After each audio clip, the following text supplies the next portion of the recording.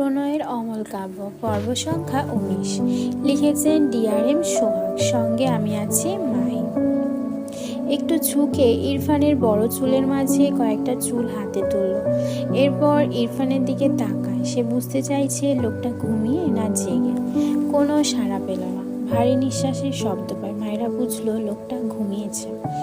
হাতের চুলগুলো ছেড়ে উল্টো ঘুরে পা টিপে টিপে ঘর থেকে বের হয়। এরপর দৌড়ে শুদ্ধর মায়ের ঘরে যায়। ফুপি, তোমার কাছে কেচি আছে? কি করবে? মায়েরা আমতা আমতা করে বলে, এমনি, তুমি দাও না। শুদ্ধর মা খুঁজে দেখলো এখানে ওখানে, না পেয়ে বলল, পেলাম না তো, কোথায় যে আছে। মায়েরার মন খারাপ হয়। মাথার আরেকটা উপায় আসতেই বলে, মোম আছে না? শুদ্ধর মা ভ্রুকুচকে বলে, দিনের বেলায় মোম দিয়ে কি করবে? দরকার আছে, একটু দাও না। শুদ্ধর মা টেবিলের ড্রয়ার থেকে একটা নতুন মোম বের করে মায়েরার হাতে দেয়। এরপর রান্নাঘরের দিকে যায় রান্না বসাতে। এই মেয়ে কখন কি করে ও নিজেই জানে শুধু। মায়েরা মোম হাতে নিয়ে খুশি হয় ভীষণ। রান্নাঘরে গিয়ে মোম জ্বালিয়ে নিয়ে আসে। এরপর ধীর পায়ে ইরফানের ঘরের দিকে যায়। পিছন থেকে শুদ্ধর মা গলা পায়, এই দিনের বেলা মোম নিয়ে কোথায় যাচ্ছ? আমাদের বাসায় কারেন্ট যায় না, সব ব্যবস্থা আছে। শুদ্ধর কথায় মায়েরা পিছু ফিরে তাকায়। আমতা আমতা করে বলে, আপনাদের বিল বাঁচিয়ে দিচ্ছি ভাইয়া। শুদ্ধ হেসে ফেললো মায়েরার কথা। মেয়েটা আসলেই মজার। শুদ্ধর ফোনে কল আসলে সে কল রিসিভ করে কথা বলতে বলতে বেরিয়ে যায়। শুদ্ধ বাইরে বেরিয়ে গেলে মায়েরা দ্রুত ইরফানের ঘরে চলে যায়। অন্ধকার ঘরে দিনের আলোর ছিটে ফোটা ঘরময় ঝাপসা আলোকিত করে রেখেছে। মায়েরা ধীরে পায়ে আস্তে আস্তে পা ফেলে ইরফানের মাথার কাছে গিয়ে দাঁড়ায়। একটু ঝুঁকে ইরফানের মুখের সামনে মোম ধরে রাখে। মোমের দুলতে থাকা অগ্নিশিখার হলুদাভ আলো ইরফানের মুখে আছড়ে পড়েছে। ফর্সা মুখাভাবে কেমন উজ্জ্বল দীপ্তি ছড়িয়ে পড়েছে। ইরফানের নিঃশব্দ শ্বাস প্রশ্বাস মায়েরা বুঝতে পারে না, তবে কি ভেবে যেন মুখে এক কোমল মৃদু হাসি ফুটে ওঠে। ভাবছে তার স্বামী এই দুনিয়ায় সবচেয়ে ইনোসেন্ট একটা মানুষ। যারা এই লোককে চেনে না তারা তো মায়েরার কথা বিশ্বাসই করবে না। এই লোক তাকে ঠাস ঠাস করে মেরে দেয়, এটা বিশ্বাসযোগ্য না। আপাতত তার নিজেরই বিশ্বাস হচ্ছে না। এত ইনোসেন্ট মানুষ কিভাবে অমন জ্বলন্ত চোখে তাকায়, আবার ঠাস ঠাস করে মেরে দেয়? ভেবে বাহাতে নিজের গাল ভুলালো। গল্প কবিতায় শুনেছিল ঘুমোলে নাকি কিছু মানুষদের কাছে তাদের ব্যক্তিগত প্রিয় মানুষকে ভীষণ স্নিগ্ধ আর মায়াবী লাগে। আপাতত মায়েরার কাছে ইরফানকে তেমনই এক স্নিগ্ধ পুরুষ লাগছে। নিষ্পাপও লাগলো, কিন্তু মারের কথা মনে পড়লে কেমন রেগে তাকালো ইরফানের দিকে। মনে মনে বিড়বিড় করলো, জীবনও এই লোক ইনোসেন্ট নয়, বজ্জাত লোক এটা। তার খুব অপ্রিয় মানুষের লিস্টে এই লোকটা এক নম্বরে। কথাগুলো ভেবে নিজেই মুখ বাঁকালো। আবারও মুচকে হাসলো। তার জামাই অনেক কিউট। এখন সে চুল পুড়িয়ে দিয়ে চুল ছাটাবে এই লোককে। তারপর তার বরটা কিউট ভিলেন জামাই থেকে কিউট হিরো জামাই হয়ে যাবে। কাপা দুহাত এগিয়ে নিয়ে যায় ইরফানের দিকে। বাঁ হাতে ইরফানের চুলগুলো ধরলো। ডান হাতের মোম এগিয়ে নিয়ে চুলগুলো ধরালে কেমন ছ্যান ছ্যান শব্দ হয়। মায়েরা নিজেই ভয় পেয়ে ছিঁড়ে দেয় চুল। ভীত হয়ে ইরফানের মুখের দিকে তাকালে দেখলো ইরফান শান্ত নীরব, একটুও নড়চড় নেই।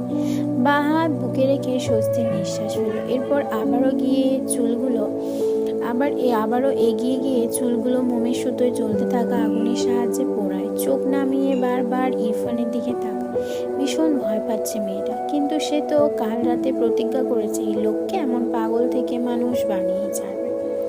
সময় নিয়ে মায়েরা তার কাজ শেষ করে একটা সাইজে রেখেছে, যেন সেলুনে গেলে খুব সুন্দরভাবে সাইজ করে আসতে পারে।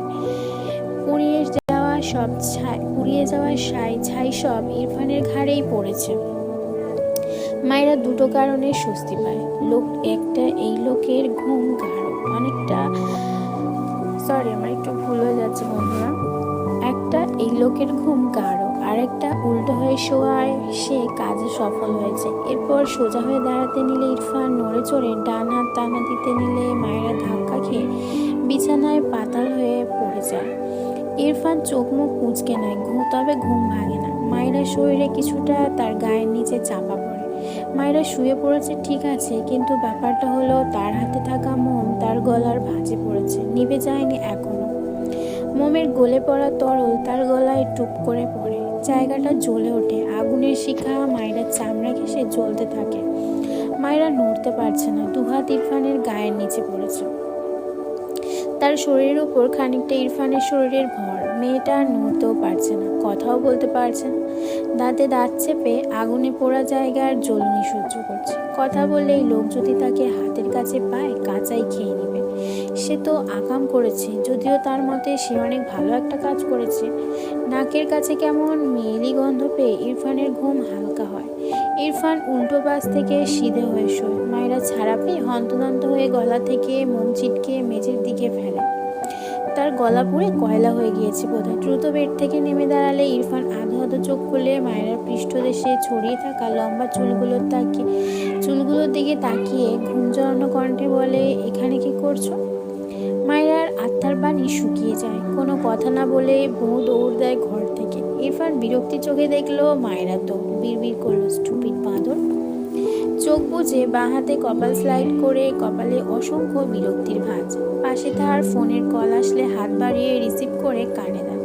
ইরফান, বাবার গলায়। ইরফান গলা ঝেড়ে বলে, বলো।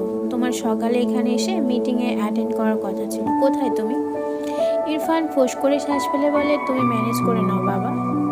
নিয়েছি, কিন্তু তুমি কখন আসবে? বিকালের আগে আসার ট্রাই করো, আর্জেন্ট। ওকে বলেই কল কেটে দেয়। মেজাজ খারাপ লাগছে। সারা রাত না ঘুমিয়ে এখন একটু ঘুমিয়েছিল, এই স্টুপিড এসে তাও ভেসে দিল। এই মেয়েকে জাস্ট নেওয়া যায় না। কিছুক্ষণ চুপচাপ শুয়ে ঘুমানোর চেষ্টা করলো, ঘুম নেই, আবারও পালিয়েছে।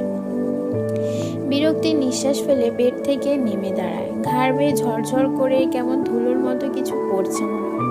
হাত বাড়িয়ে ঘাড় ঝেড়ে ফেলে এগিয়ে গিয়ে ঘরের লাইট জ্বালিয়ে আয়নার সামনে দাঁড়ায়। আয়নার সৃষ্ট নিজের প্রতিবিম্ব দেখে ইরফান স্তব্ধ হয়ে যায়। তীর চোখে নিজের দিকে তাকিয়ে থাকে। চোয়াল শক্ত হয়ে যায়। চোখ জোড়া থেকে যেন গরম লাভার ধোঁয়া বেরোচ্ছে। চোখ বুজে দুহাত মুষ্টিবদ্ধ করে নেয়। শ্বাস প্রশ্বাসের গতি বাড়ছে। মনে পড়লো একটু আগে মায়েরা তার ঘরে এসেছিল। খুব ভালো করে বুঝেছে এই কাজ কার। দুপা পিছিয়ে আসে। রাগে আয়নার জোরে একটা লাথি বসায়। কাঁচ ভেঙে টুকরো টুকরো হয়ে ঝরে পড়ে। ইরফান পায়চারি করে এপাশ ওপাশ। এগিয়ে গিয়ে বেডসাইড টেবিল থেকে কফির মগ নিয়ে ছুঁড়ে ফেলে। আবারও খানিক পায়চারি করে। তীব্র রাগে শরীর কাঁপছে। চিৎকার করে বলে, stupid girl, I swear I will just kill you. এরপর গায়ে একটা শার্ট জড়িয়ে হনন করে অত্যন্ত ধীর পা ফেলে ঘর থেকে বেরিয়ে যায়। উদ্দেশ্য সেলুন, সাথে মায়েরা। ইরফান সেলুন থেকে চুল কেটে ফিরেছে। ডাইনিংয়ে দাঁড়িয়ে গম্ভীর মুখে চোখ ঘুরিয়ে খুঁজছে মায়েরাকে। রান্নাঘর থেকে আওয়াজ পেয়ে সেদিকে পা বাড়ায়। পায়ের গতি দ্রুত। রান্নাঘরে মায়েরা উল্টো দিক হয়ে ইরফানের ফুপির সাথে কথা বলায় ব্যস্ত। যদিও একটু পর পর পিছন ফিরে দেখছে। তার কথা হলো, ফুপির সামনে ওই লোক কিছু করবে না। ইরফানের ফুপি রান্নাঘরের দরজার দিকে চেয়ে বসে তরকারি কাটছে আর মায়েরার সাথে টুকটাক কথা বলছে। সামনে চোখ পড়লে মাথা উঁচু করে তাকায় ইরফানের ফুপি। ভদ্রমহিলা কিছু বলতে চাইছিলেন, উচ্চারণ করে আর এগোতে পারেনি। ইরফানের চুলের অবস্থা দেখে। ইরফান নিজে চুল কাটবে? এটা অসম্ভব।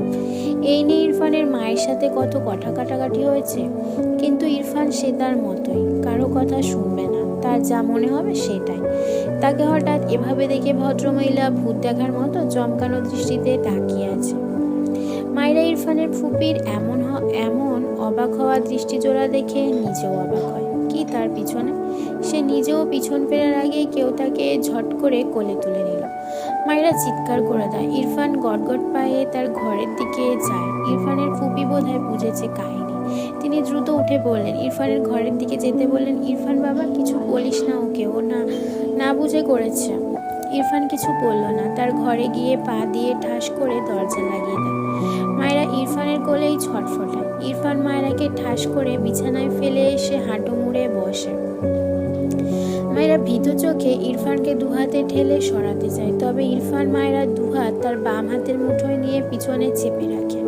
মায়েরার গাল ডান হাতে চেপে রাগান্বিত চেহারায় দাঁতে দাঁত পিষে বলে, কোথায় পেয়েছো এত সাহস? Stupid, speak up. মায়েরা কেঁপে ওঠে আর চোখে একটু তাকায়। অতঃপর চোখ নামিয়ে মিনমিন করে বলে, আমি মানুষ বানিয়েছি আপনাকে।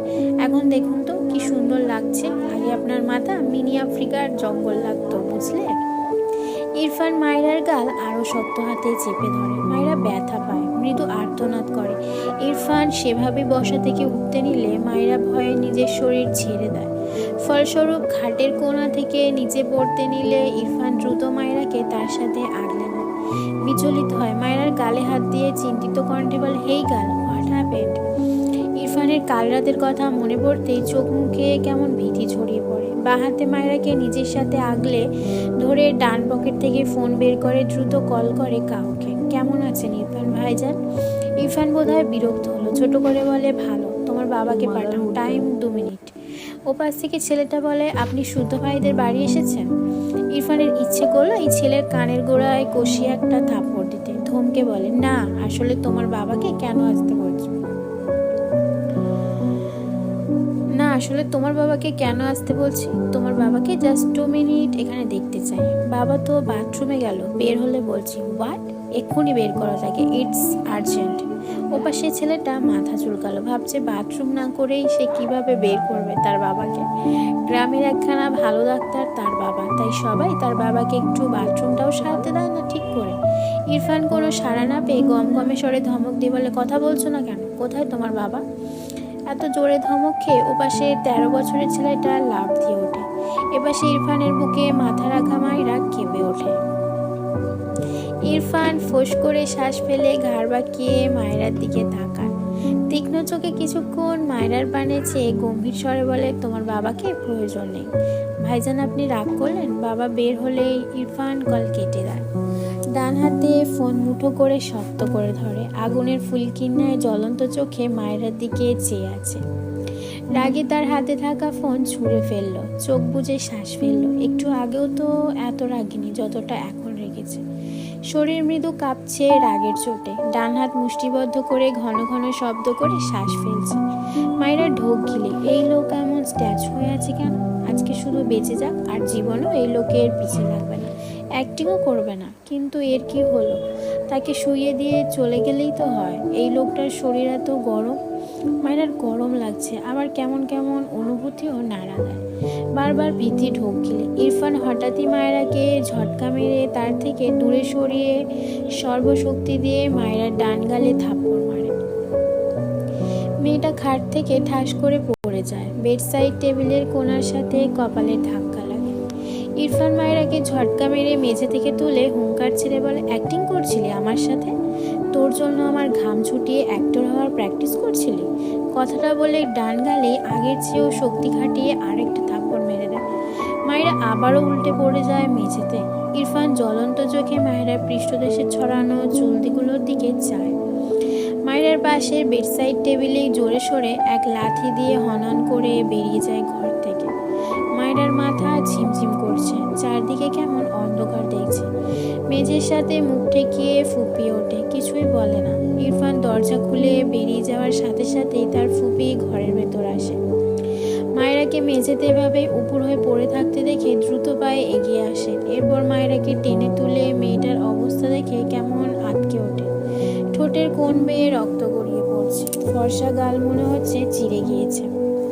ইরফানের ফুপি কি বলবেন বুঝলেন না। ইরফান মেয়েটাকে এভাবে মারে নাকি? মায়েরা যে বাচ্চামি করে এটা তিনি জানেন, আর ইরফানের রাগও জানেন, কিন্তু এভাবে মারার ব্যাপারে তার মনটা কেমন বিষিয়ে উঠল। মায়েরাকে ধরে ধরে বিছানায় বসালে মায়েরা নিজেই এক কোণায় গিয়ে শুয়ে পড়ে, একটা কথাও বলল না। শুদ্ধর মা অবাক হয়, মায়েরার দিকে এগিয়ে বলে, মা, জানিস তো ইরফান রাগী, কেন ওর পিছনে লাগতে গেলি? মায়েরার চোখ থেকে বাঁধ ভাঙা অশ্রু গড়িয়ে পড়ে, ভাঙা গলায় বলে, আর লাগবো না। শুদ্ধর মা মায়েরার মাথায় হাত বুলিয়ে বলে, একটু উঠে পড়, মলম লাগালে ঠিক হবে। তুই দাঁড়া, আমি শুদ্ধকে আনতে বলছি। ঘরে মনে হয় নেই। মায়েরা কিছুই বলল না, বাম কাত হয়ে শুয়ে চোখ বুজে রইল। চোখের পানিতে বালিশ ভিজিয়ে ফেলেছে। ইরফান প্রায় অনেক দিন হলো একদম মারে না। সে এর মাঝে কত দুষ্টুমি করলো, মারেনি তো। এতদিন পর হঠাৎ এভাবে মার খেয়ে মেয়েটা ভীষণ কষ্ট পায়। সে ভেবেছিল তার কাজে মায়েরা মার খেতে পারে। ওই লোক তো ভালো না, কিন্তু সত্যি সত্যি মার খাওয়ার পর কেন যেন মানতেই পারছে না। কথাও বলছে না, কোনো একা একাও কথা বলছে না। শুদ্ধর মা ঘর থেকে বেরিয়ে শুদ্ধর ঘরে যায়। শুদ্ধ ঘর থেকে বেরোচ্ছিল। ইরফানের অমন চিৎকার শুনেই মূলত আসছিল। মাকে দেখে চিন্তিত কণ্ঠে বলে, কি হয়েছে মা? শুদ্ধর মা মন খারাপের ছাপ লেপটে বলে, ইরফান মায়েরাকে এভাবেই মারে, তুই জানিস কিছু? শুদ্ধ অবাক হয়ে বলল, আবার মেরেছে? ওষুধ আর মলম এনে দে, কেটে ফেটে গিয়েছে পুরো। মায়েরাকে আমি খুব ভালো করেই চিনি, ওর কপালে এসব মানা যায় না। ভাইজান আমার কথাও শুনলো না, বিয়েটা তো দিয়ে দিয়েছে। ভাইজান জানতোই মায়েরা এরকম। আমি অনেকবার বলেছিলাম মায়েরা খুব কথা বলে আর খুব চঞ্চল, তার ছেলে গরিব মেনু, তবুও শুনলো না। এখন তো মনে হচ্ছে মেয়েটা মার খেতে খেতেই আধমরা হয়ে যাবে। শুদ্ধ শরীরে সার চলাচলতে গম্ভীর গলায় বলে, এর জন্য মামার উপর আমার অনেক রাগ আছে। আমার সামনে এসব বলো না। কথাটা বলে ঘর থেকে বেরিয়ে যায় দোকানের উদ্দেশ্যে। ইরফান তার গাড়ি হাই স্পিডে চালায়। গ্রামের ধুলোর রাস্তা, এখানে হেঁটে যাওয়ার মতো করে গাড়ি চালাতে হবে। সেখানে ইরফান ফুল স্পিডে গাড়ি চালাচ্ছে। আশেপাশের মানুষের অবস্থা খারাপ, পুরো রাস্তা জুড়ে ধুলোমাখা হয়ে গিয়েছে। রাস্তা গ্রামের হওয়ায় ছোট বাচ্চারা খেলাধুলা করছে। ইরফানের গাড়ি স্পিড হাই, আশেপাশের মানুষ ভয় পায়। বাচ্চার মা চিৎকার করে দেয়, আজ হয়তো তার বাচ্চা শেষ। ইরফান বাচ্চাটাকে খেয়াল করতে দ্রুত ব্রেক কষে স্বস্তির নিঃশ্বাস ফেলে। সব মানুষের যেন জানে পানি এসেছে। বাচ্চাটার মা দ্রুত তার বাচ্চাকে কোলে তুলে নেয়। অনেকজন ছেলে এগিয়ে এসে ইরফানকে বকতে থাকে। ইরফান সেসব কানে নিল না। বিরক্ত হয়ে সিটে মাথা এলে চোখ বুজে লম্বা শ্বাস টানে। এরপর গাড়ি এগিয়ে নিয়ে বড় রাস্তা নিয়ে গাড়ি ঘুরিয়ে শুদ্ধর বাড়ির দিকে ব্যাক করে। শুদ্ধ ব্যথার ওষুধ আর মলম সাথে ওয়ান টাইম ব্যান্ডেজ এনেছে। দ্রুত পায়ে মায়েরার ঘরের দিকে যায়। তার মা ওখানেই আছে। ঘরের ভেতর পা রাখতে নিলে পিছন থেকে ইরফান শুদ্ধর কলার টেনে ধরে। শুদ্ধ বিরক্ত হয়ে পিছু ফিরে, টানছিস কেন? ছাড়, বউকে মেরে কেটে ফেটে দিস, আমাদের সেবা করা লাগে? কি জামাই তুই, সর ভাব। কথাগুলো বলে ইরফানের দিকে বড় বড় চোখে তাকায়। ও মা, এর চুল এত সাইজ হলো কিভাবে? হিসাব মিলল মনে হয়। এর জন্যই মায়েরা মেয়েটা মার খেয়েছে।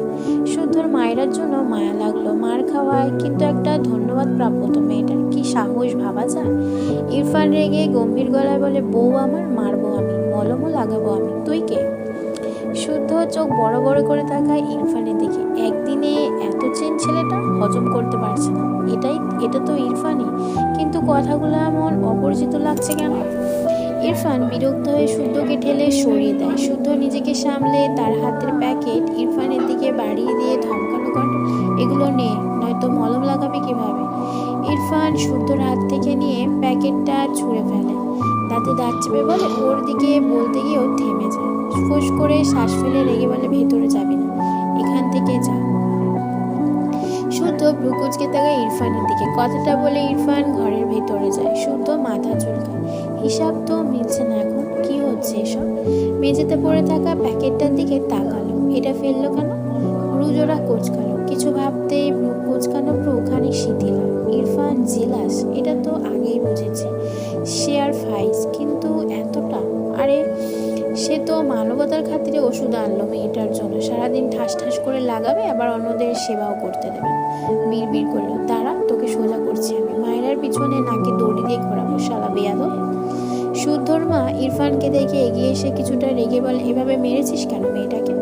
ইরফান তার ফুপির থেকে চোখ সরিয়ে উল্টো ঘুরে শুয়ে থাকা মায়েরার দিকে তাকায়। কিছু না বলে চুপচাপ একটা চেয়ার নিয়ে মায়েরার মাথার কাছে বসে পড়ে। শুদ্ধর মা ইরফানকে দেখে অবাক হলো, ছেলেটার চোখ এমন লাল কেন? ইরফান চুপচাপ এক ধ্যানে মায়েরার দিকে তাকিয়ে থাকতে দেখে আর কিছু বলল না। যেতে যেতে বলল, আর মারবি না ওকে, এরকম করলে আমি আমার শ্বশুরবাড়ির ওই দিকের কারোর সাথে মায়েরাকে বিয়ে দিয়ে দেবো। বলে তিনি নিজেই দরজা চাপিয়ে